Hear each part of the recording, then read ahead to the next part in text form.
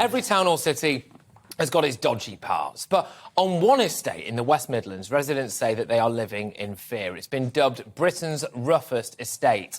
It is Blakenall in Walsall. If you're living there right now, good luck to you, because it's being compared to war-torn Ukraine, with reports saying that yobs as young as 10 years old have been committing crimes such as ripping live pigeons apart. That's right. So now, tormented residents and business owners are demanding action following a string of incidents, including arson attacks, fly tipping, thefts, assaults and vandalism. Apparently it really is carnage there. But joining us now to talk about some of the causes of such antisocial behaviour is Forensic Psychiatrist Dr Sohom. And the reason why I wanted to get you on, Dr Sohom, thank you very, very much for joining us, is because when I read these reports of, kids, feral kids, yobbos out there, in this case, ripping live pigeons apart, I think, where are the parents in all this, and should we bring back the cane? What on earth is going on with all of this stuff? Why do kids go out there and do this kind of stuff? Because they're tearing Britain to pieces. Well, that's a great question, Patrick. First of all, thank you for having me on your show. I think, first of all, we have to define what the problem is, right? So what do we mean by antisocial behaviour, antisocial attitudes?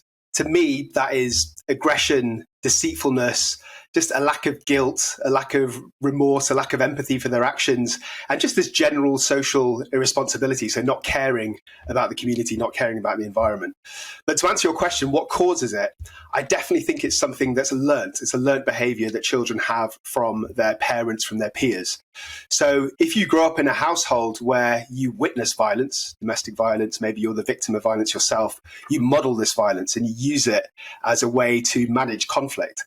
And I think if you're a victim of violence, or you're a victim of these attitudes, and you grow up in that kind of pro-criminal, anti-authoritarian environment, then it's just very easy for you to carry on those mistakes and to copy that behaviour. Do you think that we're too afraid to call out bad parenting in this country? Yeah, I think the whole attitude towards parenting and being critical towards parenting has changed definitely since the last generation. So I think people are more worried about offending than they are about actually calling out antisocial parenting and antisocial behaviour. Absolutely. And kids don't tend to feel the consequences these days, or even think about them clearly. I mean, the idea for me when I was younger about, going and vandalising a shop front, or, dare I say it, ripping a live pigeon apart with my bare hands outside a corner shop, as indeed seems to be happening in what we're calling Blakenall in Walsall, I wouldn't have done that because I'd have been worried about either getting in trouble at home or getting in trouble with the police. But kids these days don't seem to care about coppers, do they? Well, yeah. So if you're growing up in an environment where your parents don't care, maybe your parents are pro-criminogenic, maybe they explain to you that there are illegitimate ways to make money, shoplifting, antisocial behaviour. If your parents don't care, then why would you care? If your parents don't respect the police, if they don't show respect to authority, like school teachers, for example, then why would you care? But then is it tough for parents as well? Because, dare I say it, if you even give your kid a little smack these days, before you know it, the NSPCC are around. Yeah, well, that is definitely the way that the old zeitgeist has changed over time. Absolutely, yeah. It's trouble, though, isn't it, I think? Because discipline for kids now, we've got things like knife crime, rampant drug dealing, lack of respect for authority in general. And I'm worried about, if we play the tape forward, what this looks like. I mean, dare I say it, everywhere might end up looking like Blakenall in Walsall. Well, I think there's definitely certain areas where that kind of attitude can fester, but I think it's probably a bit hyperbolic to say that would happen anywhere, because, there are very pro-social communities and there are people who care about the law and respect the community. So I think it's more likely to fester in certain deprived areas than it is to happen everywhere.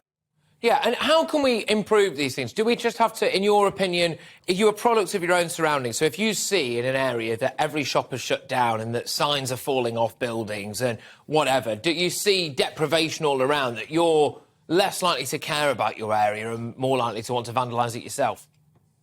Yeah, absolutely. So if nobody else around you, your peers, kids your own age, your own family members, your parents don't care about the environment and don't show it respect, then you're very less likely to care about it yourself.